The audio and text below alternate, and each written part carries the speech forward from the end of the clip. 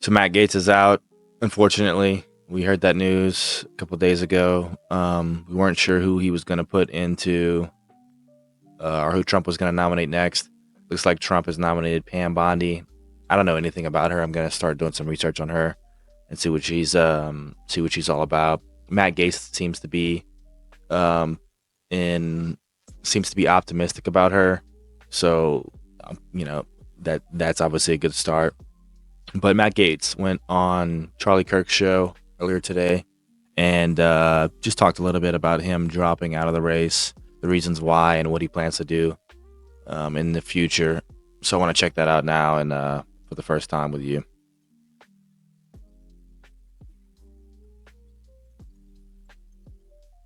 I'm great. I am so excited about where this transition stands. And I know there are people disappointed that I won't be the next attorney general, but you have to understand this is the political process.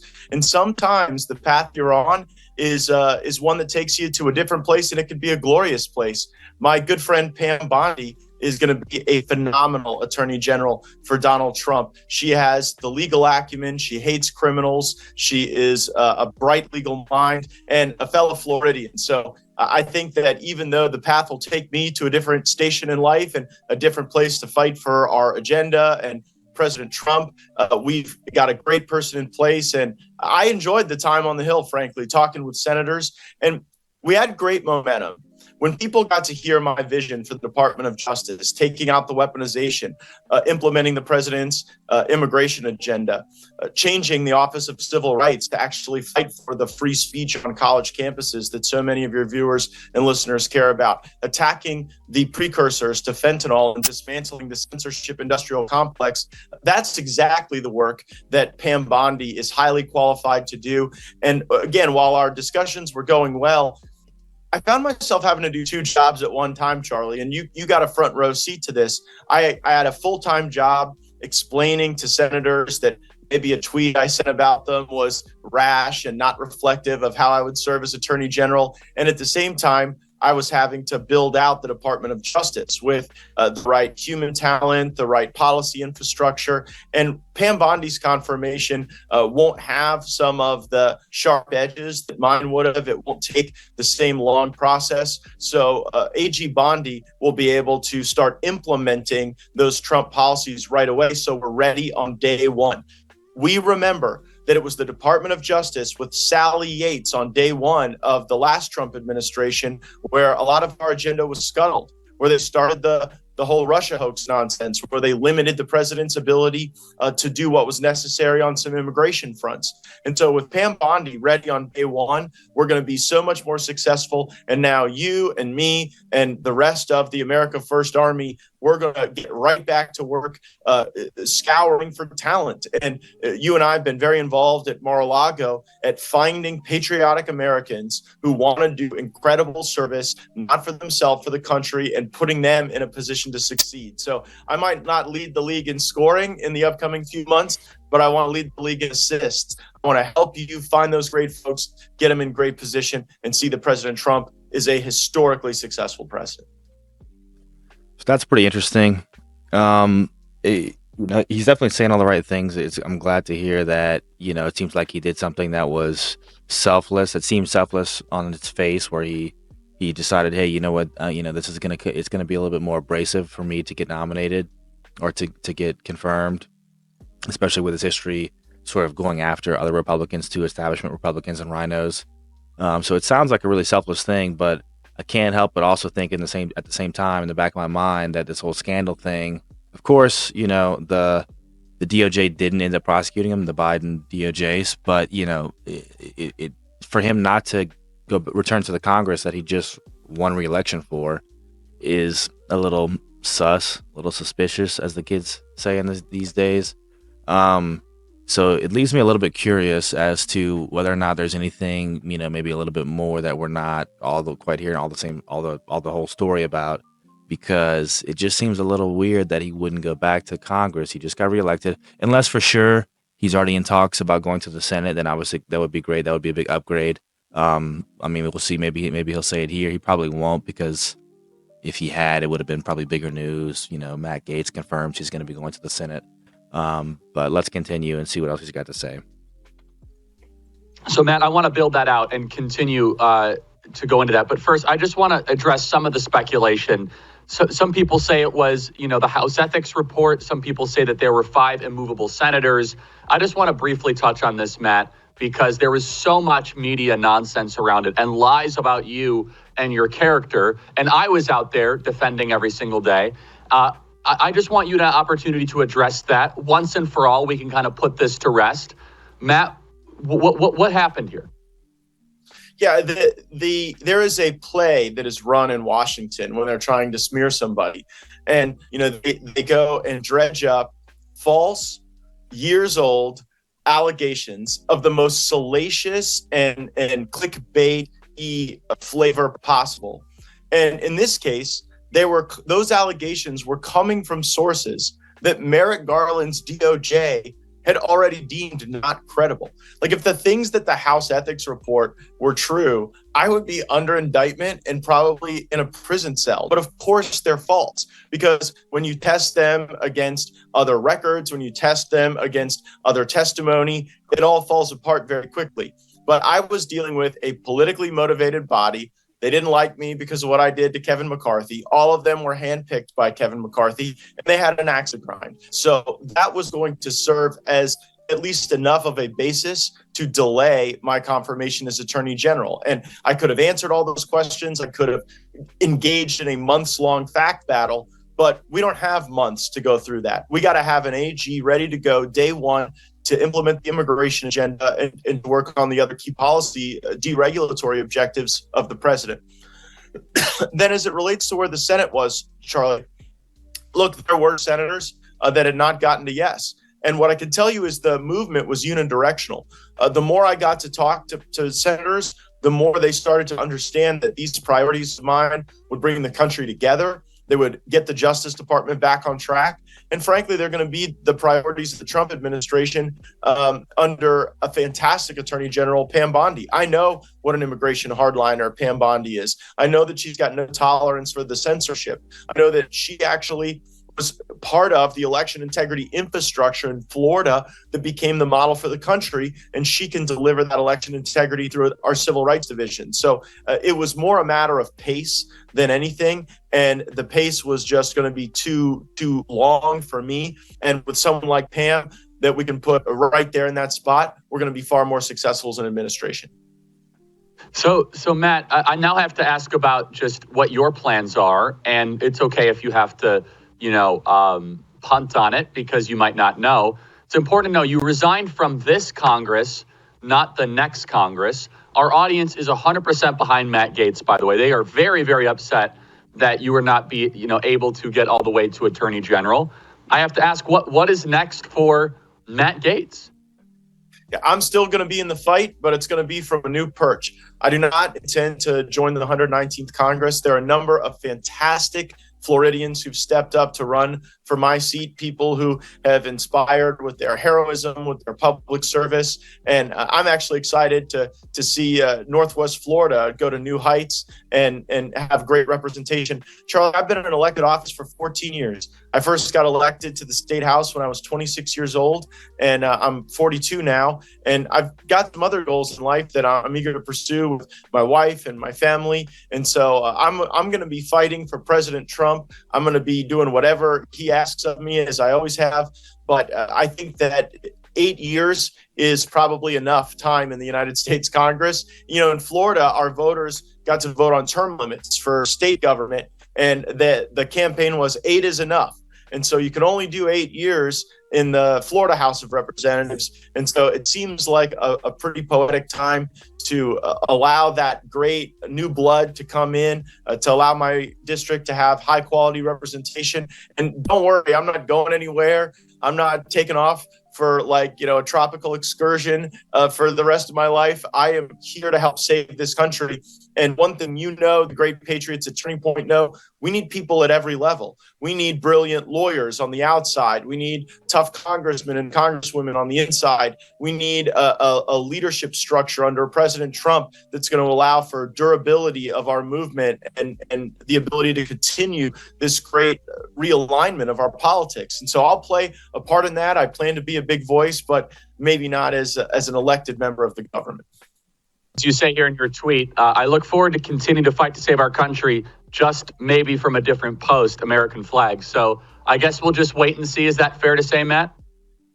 Yeah, I think that we've got a lot of work to do within the Trump administration to find other great folks for great things. I'm going to play a key role in that. And you know what? I'm going to have a lot more to say about this in Arizona at America Fest. I'm going to be speaking there. That's what I'm talking about. It'll be the first time I can give a speech without the constraints of public service on me. So you won't want to miss it. Wow, that's quite a statement. Matt, I want to get your thoughts on this. There's a lot of rumors swirling about who might run the FBI next. One of the names that is being... So that's pretty interesting. That speech at America Fest sounds like it's cool. He says he's going to have a lot more to say, so that's going to be pretty interesting. Based on what he said about the House Ethics Committee and stuff like that, it does seem like all the allegations and stuff like that is just one of another deep state uniparty hit piece on him because he's so America first and so anti-establishment. So that's pretty reassuring there. But I'm still very curious as to what he's going to do next. It sounds like he probably doesn't even want to go into any House of Congress, the Senate either. So we'll see. It sounds like he wants to just kind of not be directly in an elected position or directly in government at all. He kind of wants to do something on the outside, which is pretty interesting. I guess he obviously has a very strong and powerful voice on the right. So that if him not being in government allows him to have a bigger voice that's less hindered, and which his voice wasn't really that hindered anyway while he was in Congress. But if he could be more powerful of a voice and a thought leader on the right, then I could see that as a win and makes his dropping out of the AG nomination not hurt as bad. Let's see what else he's got to say. Being discussed is Mike Rogers, who was unsuccessful in his Senate bid in the state of Michigan. Last night, Andy McCabe, who we all know is the worst of the worst, endorsed Mike Rogers to become FBI director. Andy McCabe went on CNN and said it's a totally reasonable and logical selection to nominate to lead the agency, pointing to his knowledge of the intel community and his experience at the FBI. So Andy McCabe has endorsed Mike Rogers. How should we think about this, Matt Gaetz? Well, I thought I had the worst day for prospects of serving in the Department of Justice. But if Andy McCabe endorsed Mike Rogers and that information gets to President Trump, and I suspect it will, I don't think it will do very well for Mike Rogers' case. I was for Mike for Senate. It's unfortunate that he ran a few points behind the president and didn't prevail there. But I think that Mike Rogers will be asked really tough questions from some of the civil libertarians in the Republican conference about just how robust the surveillance state should be. We've seen the surveillance state weaponized against Republicans and Democrats alike. We've seen the Constitution torn asunder in the desire to allow the FBI to be very snoopy. And Mike Rogers has been a champion for the most aggressive actions in that respect. And I think that President Trump wants to see more reform there probably than Mike Rogers does. Let's play cut 82. I'm not exactly sure. Well, let me see which clip this is here before we go into it. This is Mike Rogers, some of his thoughts on President Trump. Play cut 82. I don't believe today, as I'm sitting here, that Donald Trump will be the Republican nominee in 2024. Don't believe it. I don't think it's helpful for the President of the United States to attack the media. It's petty, and it's certainly below the stature of the office of the President of the United States. It's beneath the office in and of itself. Actions and activities unbecoming of the office of the President of the United States. I don't want to spend too much time of your valuable time, Matt, on this, but it seems as if he's not exactly a fan of President Trump. And him becoming FBI director, I think his odds are decreasing in real time. And closing here, Matt, we have a mandate. We have a mandate to fix the DOJ and fix the... So that's interesting. I don't know who this guy is, but is he the actual Is he the actual nominee for FBI director? Let's see. We have a special treat for you. So you mentioned some of this previously, but what are some of the other things? Okay, so no, he's not. We have a mandate to fix the DOJ and fix the FBI. You mentioned some of this previously, but what are some of the other things that you had to really think about this last week, Matt? You had to really go into planning mode because you were the Attorney General designate. What specific items did you come up with in the last week as you went through these briefings and these transition meetings that you want to share with our audience of action items for Pam Bondi, Todd Blanche, and the incoming Department of Justice team?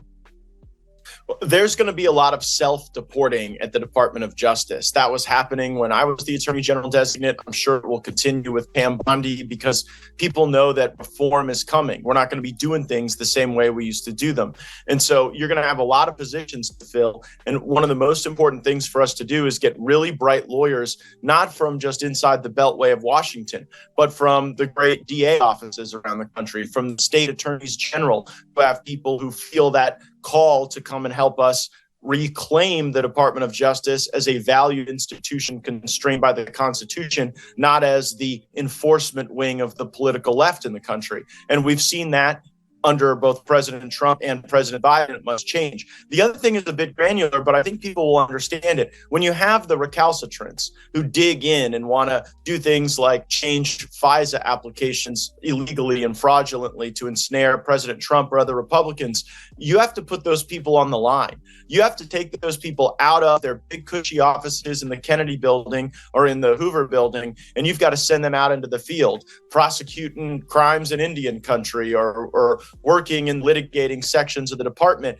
And if you do that, I think some of the folks who prefer to play politics than follow the facts and the law will indeed leave the Department of Justice, creating more opportunity for those patriotic Americans that we've discussed. Also, there has to be a real effort from the Office of Personnel Management from the very, very beginning to figure out who was breaking the law with FISA and then fire those people. When Inspector General Or put him in jail. Horowitz, who was appointed by Obama, reviewed their conduct, they were breaking the law 38 times an hour.